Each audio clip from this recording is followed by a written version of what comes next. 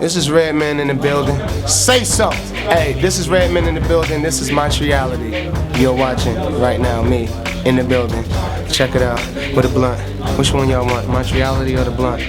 That's a hard one to figure out, huh? Tonight I'ma go with the blunt. The blunt is always good, but Montreality is always better. It's Good Friday entertainment, and we here, baby. Yeah.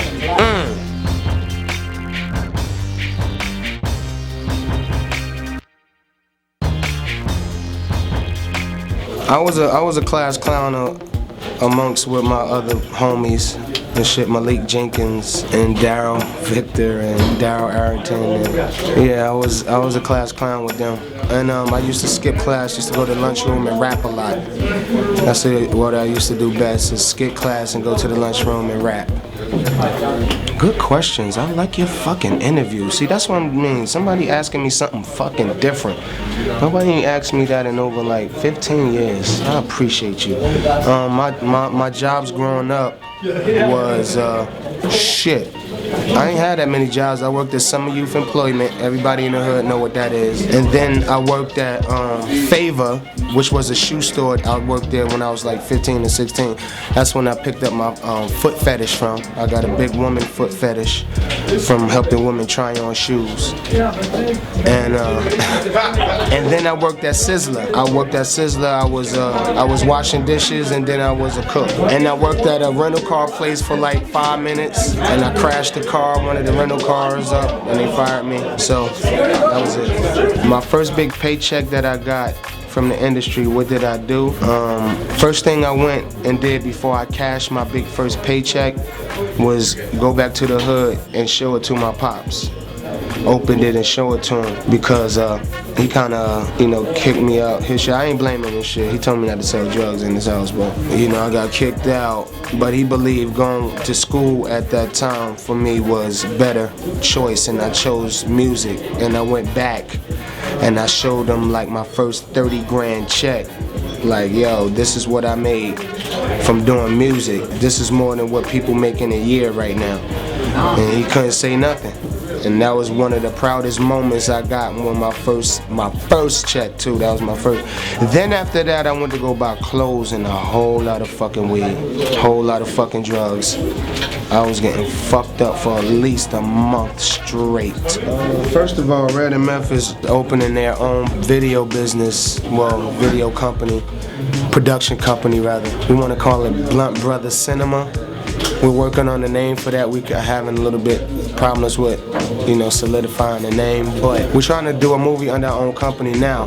Doing How High 2, the company Universal owns that name. They own the characters in the movie. So that means we can't take How High to another company and use them characters, which is on the roster like Universal. So they won't let us give us the rights to use the name or the characters at any other company. So what we're gonna do is probably work on shooting our own movie, call it something else. It will be marijuana related. And we're gonna do it. We're gonna move into Cheech and Chong stages. Yeah, that's what we're gonna do. We grown now. We're gonna leave How High as a classic. We're gonna leave it as a classic. Just leave it at that. Not ruin it trying to do a How High 2 right now. We all grown. We just gonna take it to a grown level right now. And I think motherfuckers gonna appreciate that more too. I did see Dean Cain though on Hollywood on Sunset Boulevard. Big up to Oba Baba Tuna. Did I say it right?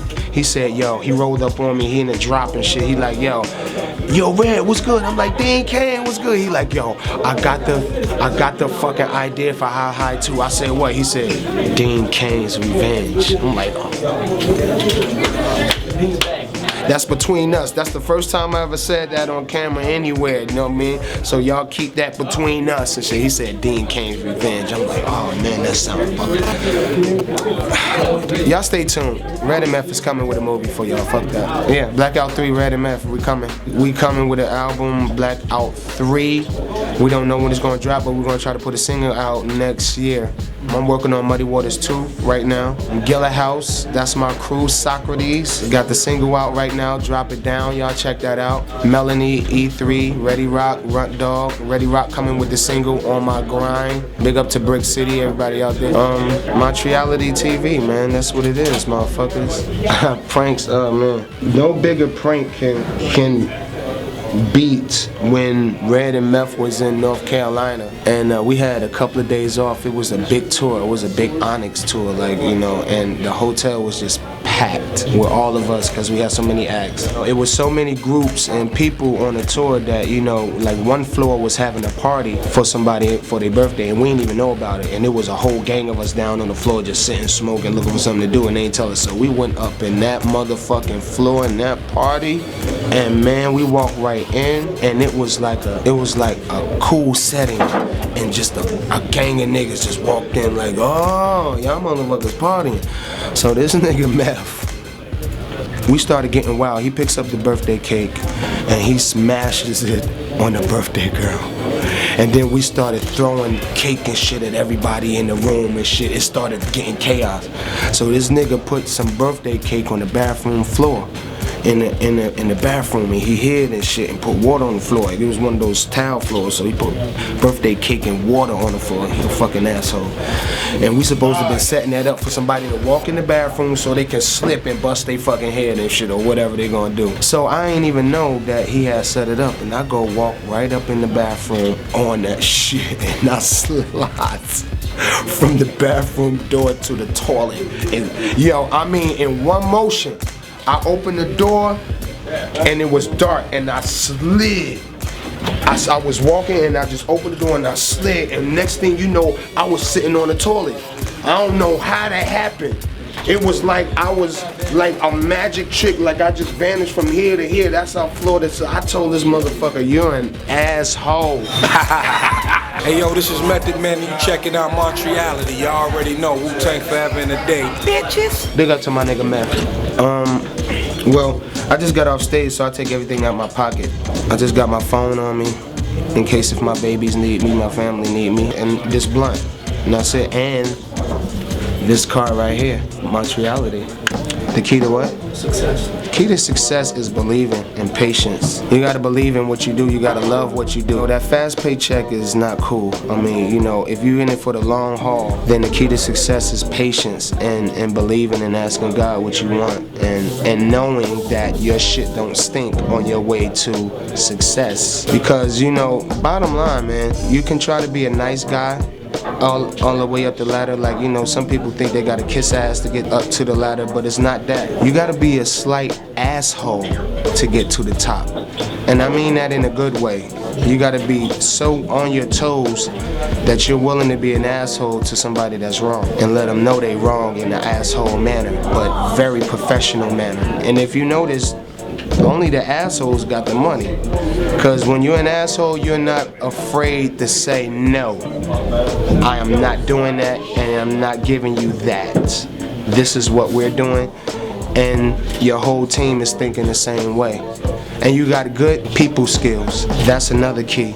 A lot of people don't know how to meet people and talk to people and switch up. They don't know how to be, you know, around the fellas like, yo, like, and then get up into a business office and be like, well, you know, I want this shit. I ain't saying you gotta change who you are, but business is business. You need to let them know that when you conducting business with them and y'all got further business to do down the line, that you're gonna be able to keep up your part. So I'll be quick to say, hey, how you doing? How's your day? Yes, I am Reggie. Nice to meet you. How can we do business with you today? And then I can get back here like, yo, nah, my nigga, because this bitch, you know what I mean? The key to success, man, is really just wanting and believing what the fuck you want to do and loving it and not trying to get a quick paycheck. The name of my book would be Only Assholes Get Money. Do you remember that shit I was playing up there? Do you remember that shit? When it wasn't about your fucking cars or your fucking money or your fucking jewelry. It was about good weed and good music, right? We're gonna do it like this. We're gonna do a remix to this shit tonight because I love y'all niggas, y'all. Let me hear you say hell yeah. Say hell yeah. shit right here, check it out, yo. If you see a bag of weed on the floor, motherfucker, what the fuck you gonna do?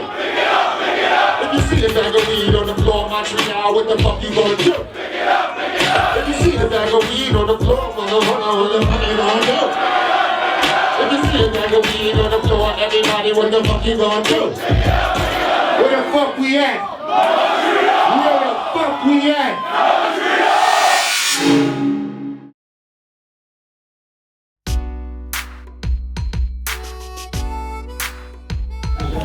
Redman in the building, I hold a blunt up for my dude. I'ma light one for you later. Bad News Brown, the harmonica hip hop dude, the king of it, the one that originated it.